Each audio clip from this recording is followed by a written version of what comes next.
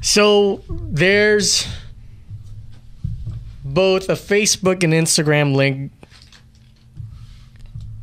about a guy coming to propose to his girlfriend. And then he walks in and she's riding a strap-on dildo on another girl. I guess there's two questions. One, do you forgive and still marry this girl? And two, how devastating does it feel? I'll start with the latter. Selfishly, for me, in a very pig-headed way, I would be far more relieved if she was cheating on a girl versus cheating on a guy. Yep. Is that... Yeah. How do you guys feel? That's definitely a plus. I just, you don't have... It's less to worry about. But what if she's a rabid vagina eater? I mean, it'd be better than, you have to worry about, is his dick bigger than mine? Is he more handsome than me? Is he, is his physique better? Like, everything that you're not. Stamina. Right. Everything that you're not, is that what that guy is? Because at least if you know that she likes girls, then at that point you're at peace. You're like, well, it's her brain. It was the way she worked, or like it's the way she was born. Blah blah blah. You're able to like excuse it and give her the dismiss. Yeah, I don't have a vagina. Yeah, but the other thing too is maybe selfishly it's like, oh well, as punishment, you better bring in the girls to the bedroom now. Yeah, I was thinking that. I was like, or if he did it. Since he got so emotionally attached to the situation where he was throwing shit and even pushing the girls, it was like if he was not in love and like let's say he was just about to propose, like, and he was like, why am I not invited? Like, then he wouldn't have been so emotionally attached. That just goes to show it was really genuinely about love.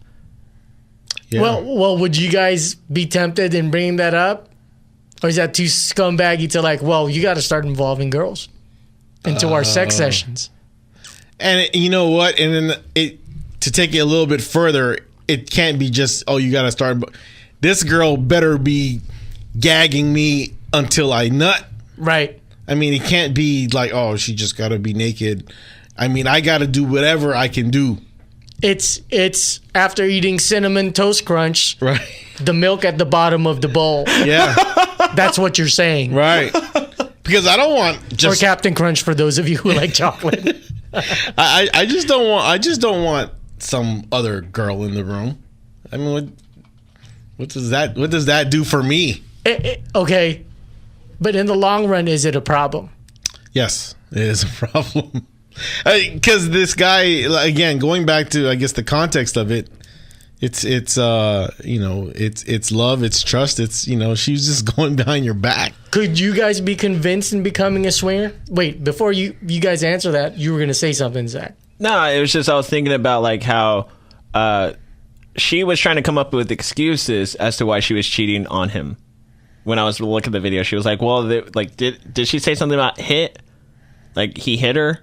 Or like, was it something like about how they got in a fight and like all this other stuff and how abusive he was? It's just like she tried coming up with an excuse as to why like she was cheating on him. All that I caught on Instagram is her like, hey, I thought you were supposed to be back at this time. Right. Yeah. That's what I got too. I mean, she just went behind his back. I think you said this.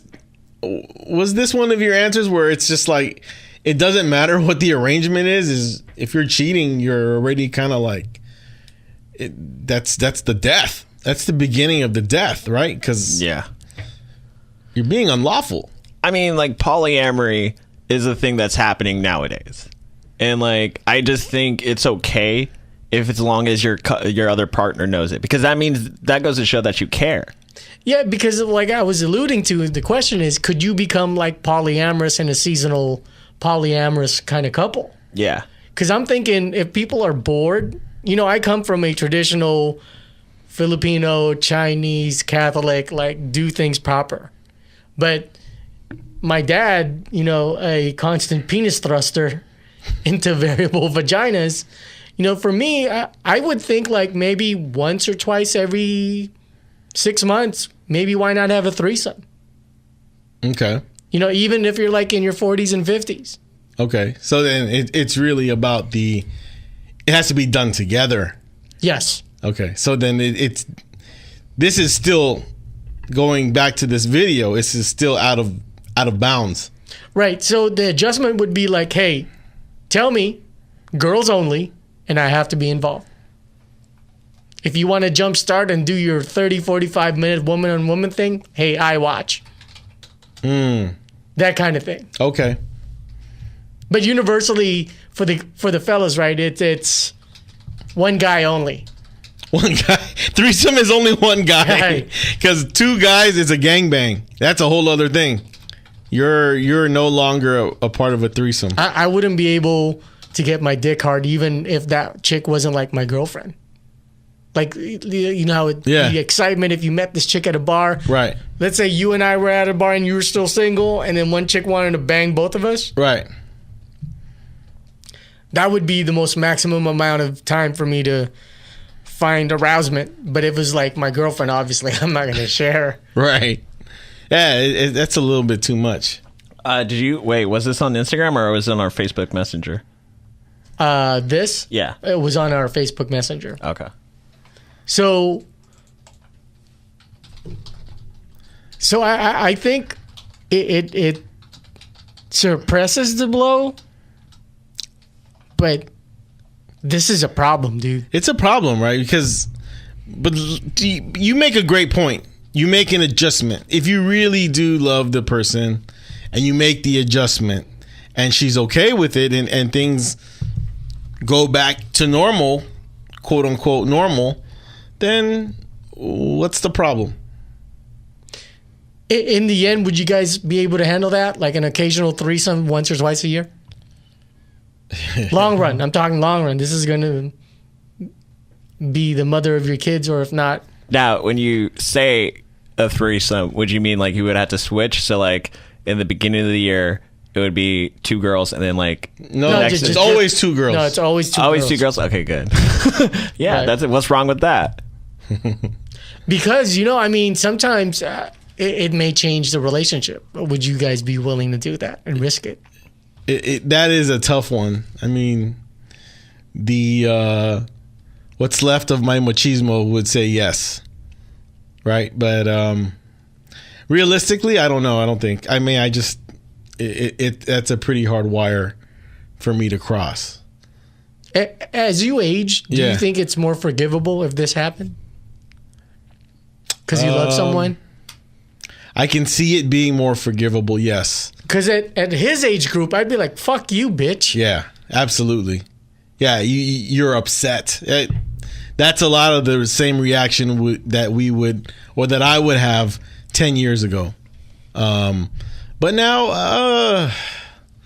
I don't know, man. Because again, what changes also is what you want and what your perception is of love, right? And it's a good point. I don't know, man. If I could just say like, oh, okay, she just likes to eat pussy a lot, you know, and okay, that's cool.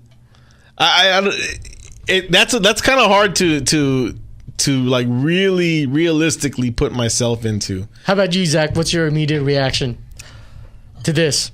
Let's say you dug this chick. Yeah, I would have my heart broken. And do you not pursue it anymore? If it's a girl, then I would honestly have to sit down with her. I would have to go like, are you a lesbian? Are you bi?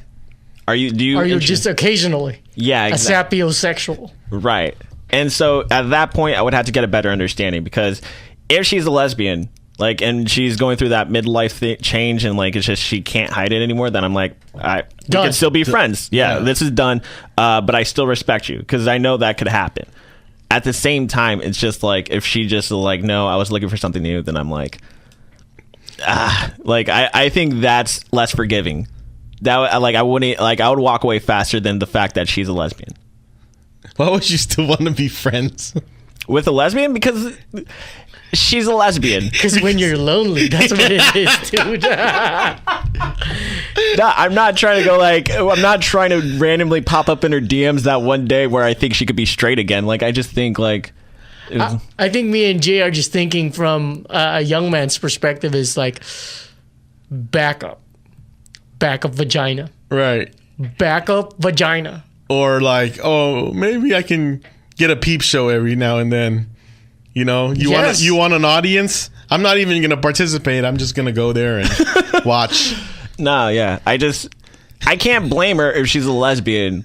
That, like, you know what I mean? That's like, we couldn't work it out. Then she was just living a lie, and I was the mask. Like, I would kind of feel ashamed about it at the same time that I didn't catch on, but at the same time, that's who she is. See, is that also emasculating?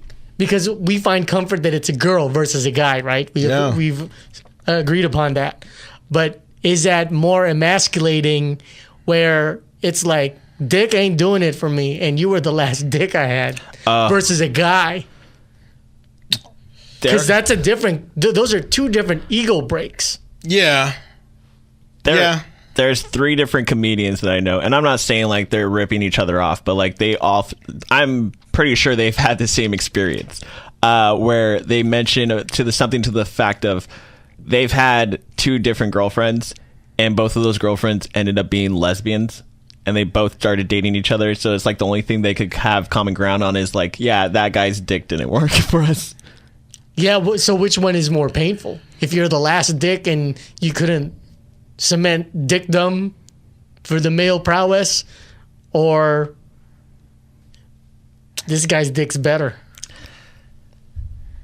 I still think it's the dick on dick. Like, I think it's like when you're competing with other dicks, that's territorial, where it's just like if someone gets traded from your team and they're your teammate, then it's just like, there's nothing I can do.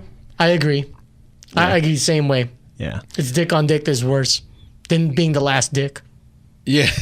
Yeah. The last airbender. There's no comparison. There's no compare. You don't have a vagina again, so it's just like she doesn't like it. Dick bender. It's late night. Don't worry, guys. We only have 2 more topics. That's fucking genius.